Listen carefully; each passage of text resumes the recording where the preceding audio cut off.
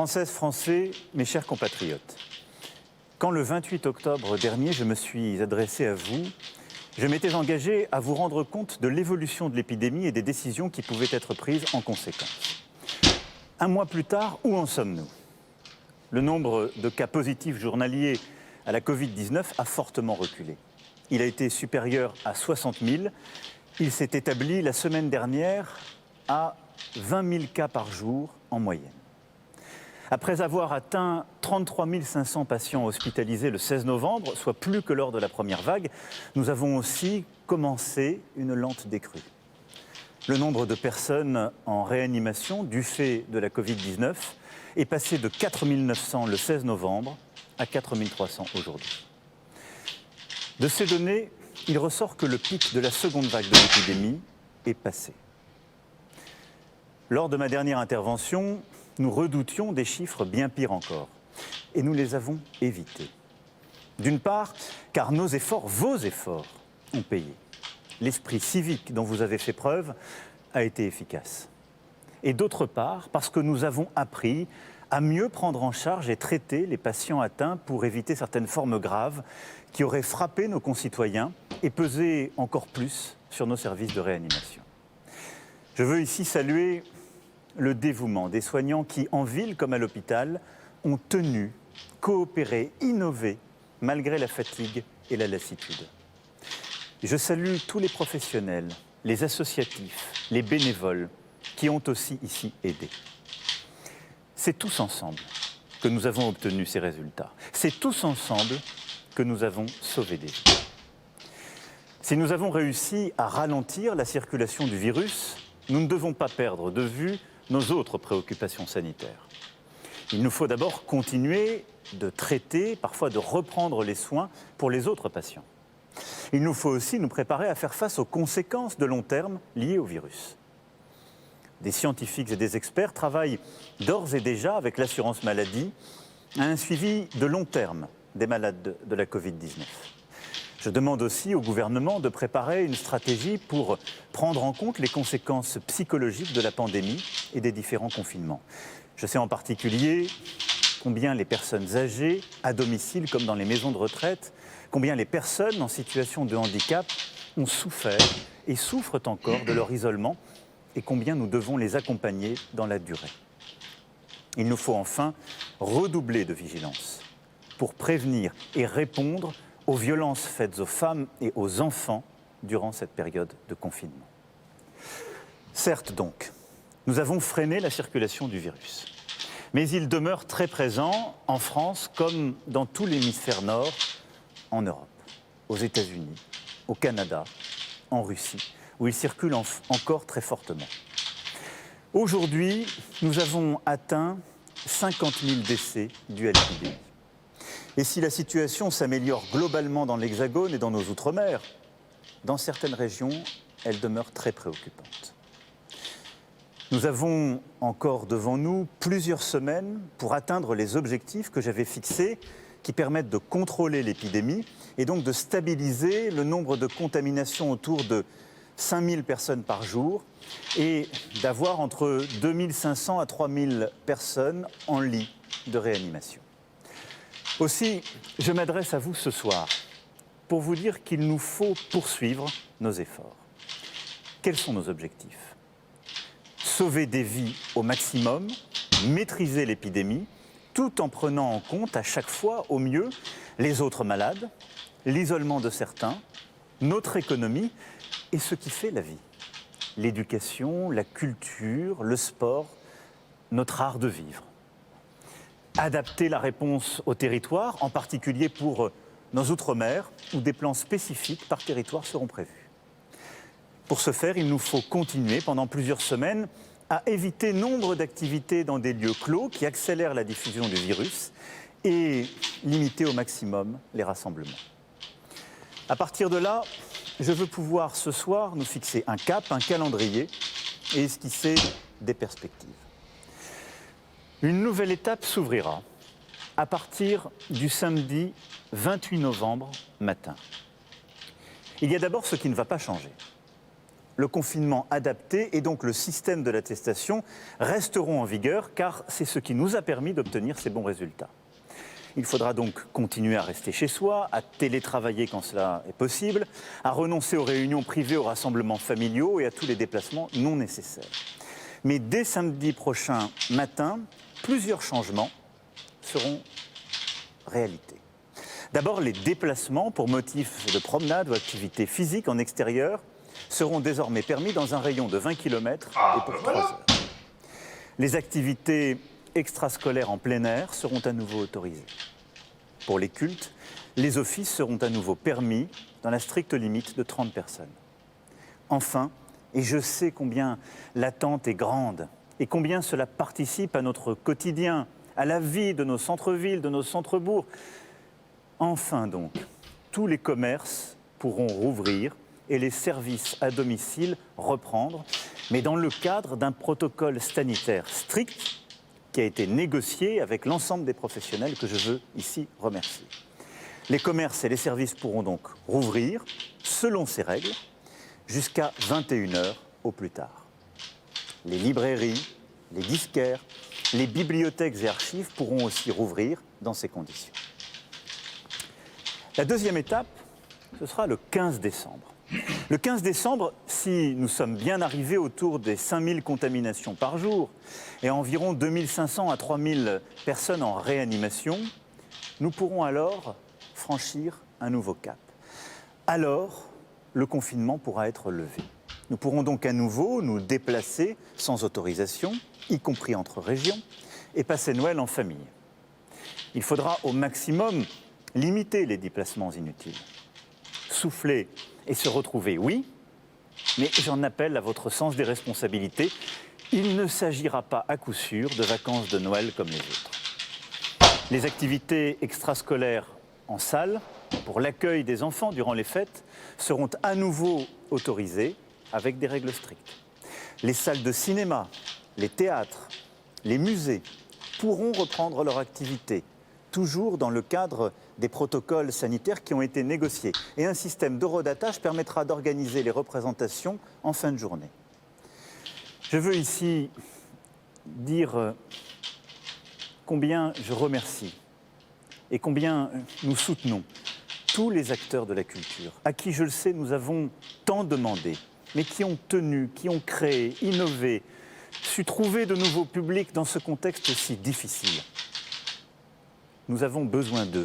Nos concitoyens ont besoin, en effet, de pouvoir avoir une vie, si je puis dire, et des activités au maximum, mais la culture est essentielle à notre vie de citoyenne et de citoyen libre. Des contraintes fortes demeureront toutefois durant cette période. Les grands rassemblements seront interdits, ainsi que tous les événements festifs dans les salles allouées. Tous les lieux qui, comme les parcs d'attractions, les parcs d'exposition, sont susceptibles de rassembler un grand nombre de personnes venant de régions différentes, resteront fermés. De même, les bars, les restaurants, les discothèques ne pourront rouvrir leurs portes, malheureusement, durant cette période.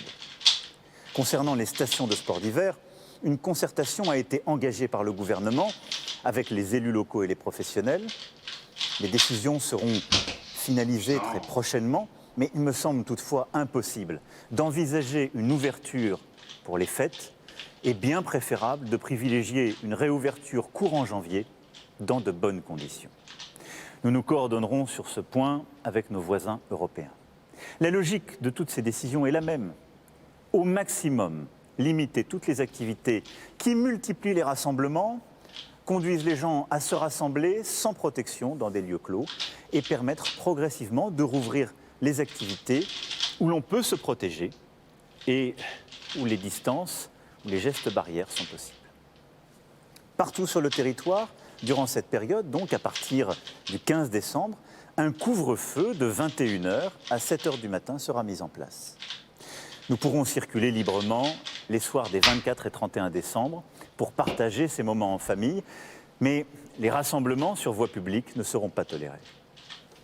Durant toute cette période, vous aurez un rôle central pour notre réussite collective. Les réunions privées doivent, au maximum, limiter le nombre d'adultes ensemble dans une même pièce à un même moment. Et nous devons tous veiller à respecter les règles sanitaires entre nous pour protéger chacun. L'étape suivante sera pour le 20 janvier. En effet, à cette date, nous aurons le recul suffisant au retour des fêtes de fin d'année. Vous le savez, il nous faut toujours une quinzaine de jours pour voir exactement les conséquences de la modification de nos comportements. Et donc, c'est autour du 20 janvier que nous pourrons alors prendre, si cela est possible, de nouvelles décisions d'ouverture. Si le nombre de contaminations demeure en dessous de 5000 cas par jour, les salles de sport et les restaurants pourront rouvrir. Et le couvre-feu pourra être décalé.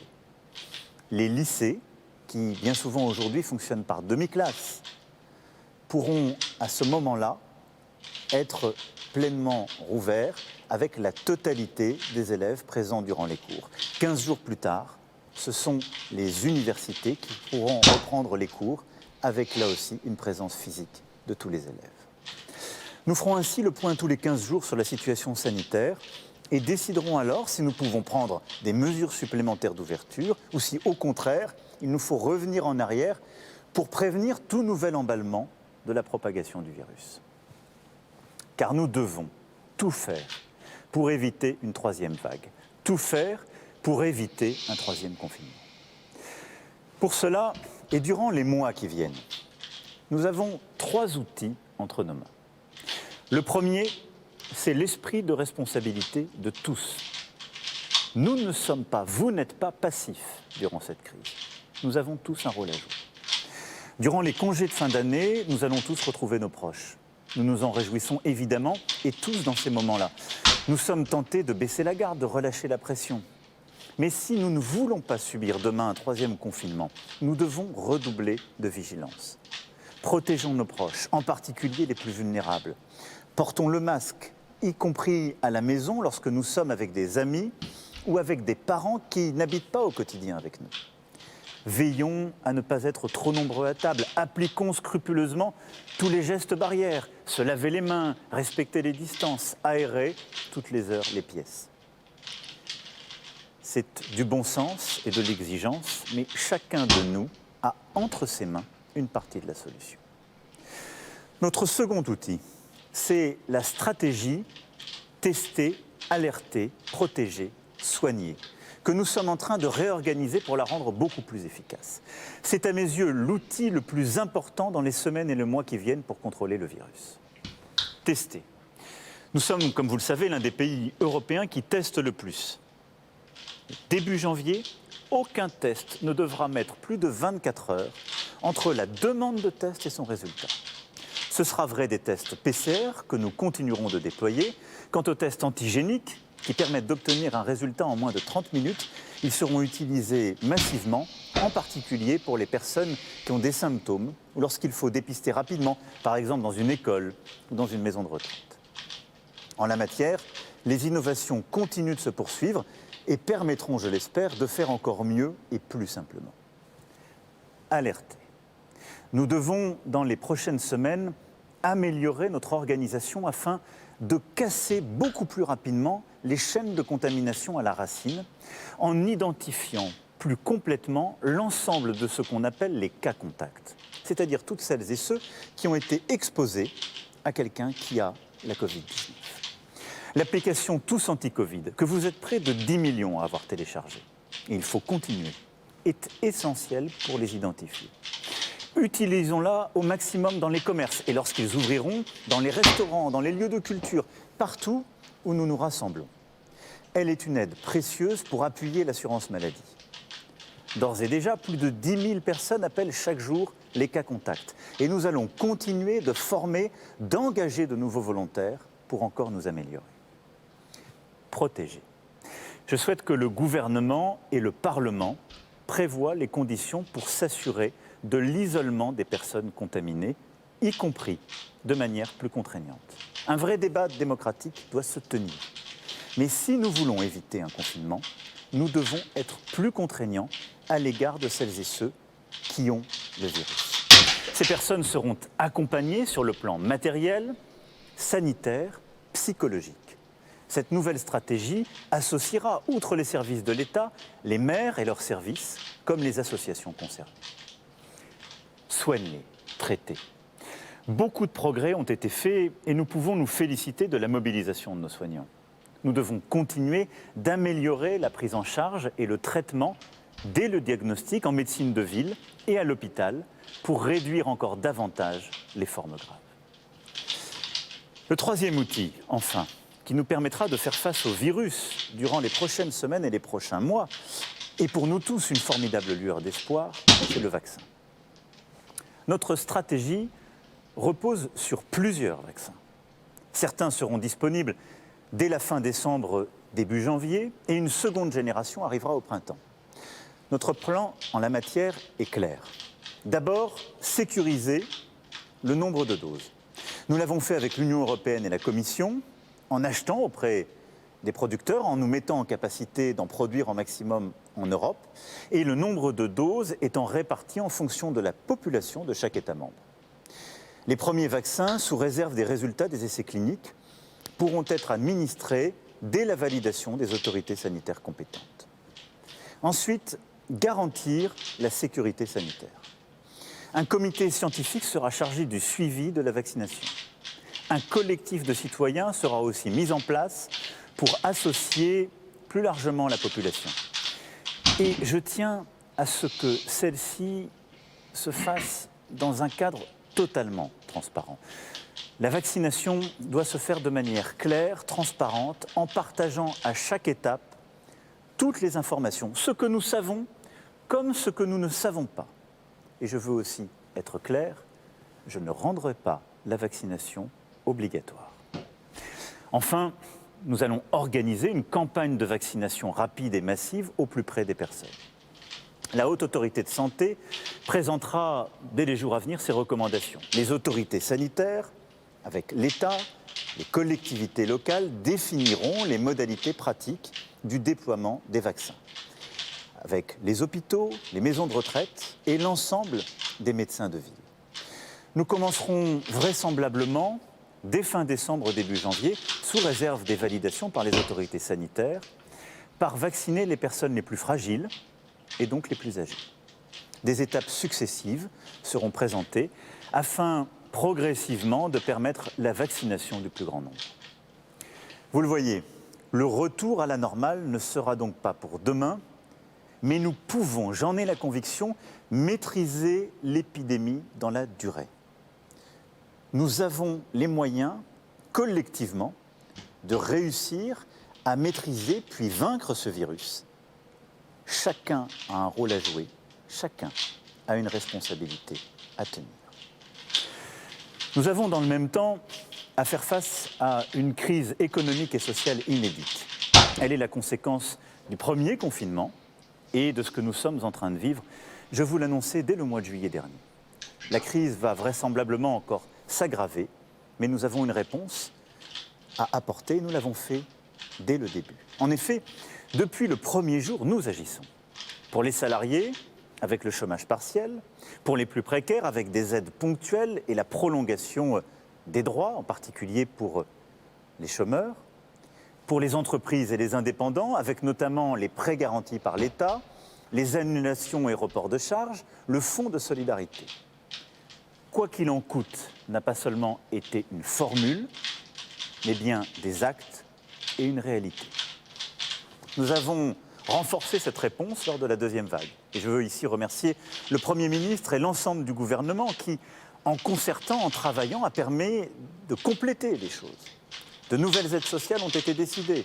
150 € seront versés en fin de semaine aux bénéficiaires du RSA et de l'allocation de solidarité spécifique, aux étudiants boursiers et aux jeunes de moins de 25 ans non étudiants touchant les allocations logement. 100 € par enfant seront versés pour les familles bénéficiant des APL. Au total, 4 millions de familles et 1 300 000 jeunes seront aidés. Les aides aux entreprises ont été significativement renforcées en décalant les échéances des prêts garantis par l'État, en exonérant à nouveau des charges, en augmentant à 10 000 € le fonds de solidarité, notamment pour ceux à qui, indépendants, commerçants, entreprises, nous avons demandé, j'en ai conscience, beaucoup d'efforts beaucoup de sacrifices, alors même qu'ils craignaient de perdre le fruit d'une vie de travail.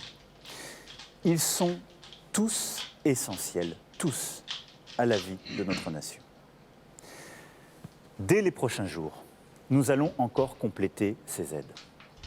En plus des dispositifs déjà existants, les restaurants, les bars, les salles de sport, les discothèques, tous les établissements qui resteront fermés administrativement se verront verser, quelle que soit leur taille, 20% de leur chiffre d'affaires de l'année 2019, si cette option est préférable pour eux aux 10 000 € du Fonds de solidarité. Je sais les sacrifices que nous avons demandés à beaucoup de ces entrepreneurs. Je sais combien nos restaurateurs, les entrepreneurs que nous avons fermés administrativement, veulent surtout travailler. Ils ne veulent pas être aidés. Ils veulent pouvoir continuer à se lever tôt le matin et à faire ce qui est leur travail et en même temps leur passion.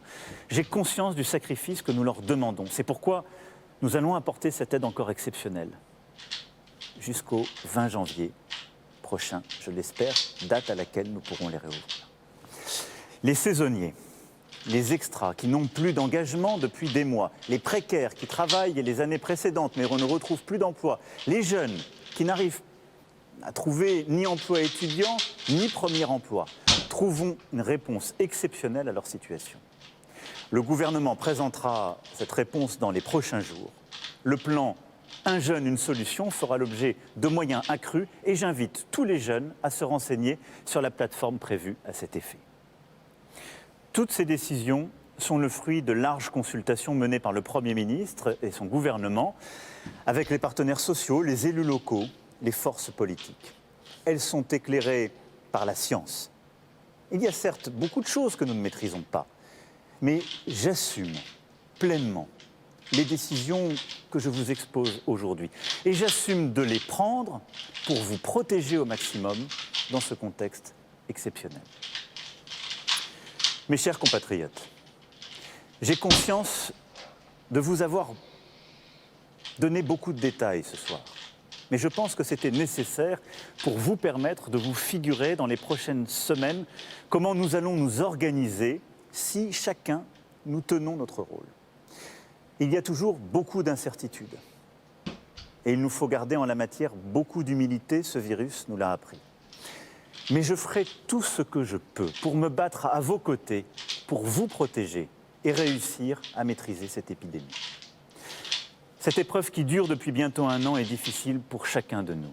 Et nous ne sommes pas au bout. Et je ne veux pas que nous nous laissions aller ni à la résignation, ni à la colère.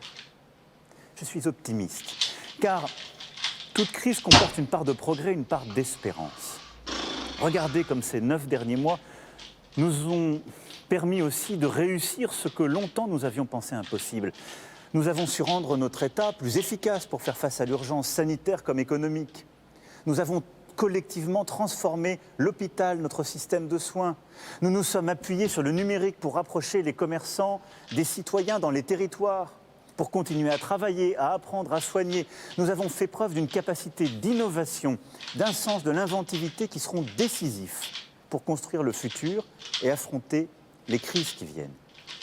Nous avons été solidaires comme jamais. Nous avons aussi identifié certaines de nos faiblesses. Une organisation imparfaite, trop de bureaucratie, parfois un sens des responsabilités inégal, un manque de souveraineté, parfois aussi pour certaines de nos productions.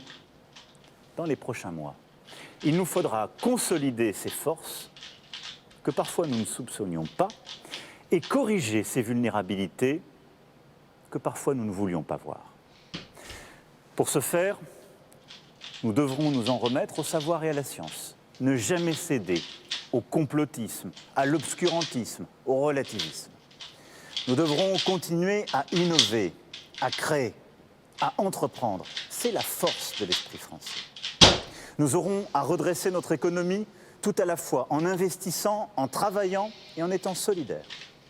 À ce titre, le plan de relance de 100 milliards d'euros permet de préparer l'avenir de notre économie en créant des emplois dans des secteurs nouveaux et en les développant.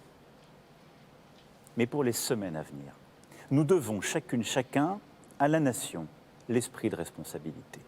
Nous nous devons les uns aux autres aussi beaucoup de bienveillance. Les esprits sont parfois fatigués et les débats s'échauffent. Et dans cette période, nous ne devons pas nous laisser nous emporter. Tenons-nous ensemble autour de nos valeurs, autour de notre histoire, dans cet attachement à notre démocratie, à notre humanisme qui demeure aujourd'hui comme hier nos plus sûrs atouts. Alors, nous pourrons inventer un nouvel avenir français. Mes chers compatriotes, une nouvelle fois, nous serons, j'en ai la certitude, au rendez-vous des défis des semaines et des mois qui viennent. Notre génération a ensemble à vaincre cette épidémie, à affronter le terrorisme, à affronter la crise climatique et celle des inégalités. Aujourd'hui, nous tenons ensemble. Demain, nous vaincrons ensemble. Vive la République. Attends, il Vive me la reste un. France. Voilà donc pour cette allocution qui a duré un petit peu moins de 26 minutes depuis l'Élysée. Parmi les mesures les plus importantes à retenir, la réouverture de tous les commerces à partir de samedi matin dans le respect d'un protocole sanitaire très strict, l'assouplissement des conditions de déplacement jusqu'à 20 km du domicile pendant une durée maximale de 3 heures, mais avec toujours une attestation. Deuxième phase, à partir du 15 décembre, le confinement sera levé, remplacé par un couvre-feu. La réouverture des cinémas, des théâtres, des musées. La possibilité de se déplacer d'une région à l'autre, elle sera rétablie. Enfin, pas avant le 20 janvier, la réouverture possible des restaurants et des salles de sport. Tous les détails qui concernent votre vie quotidienne.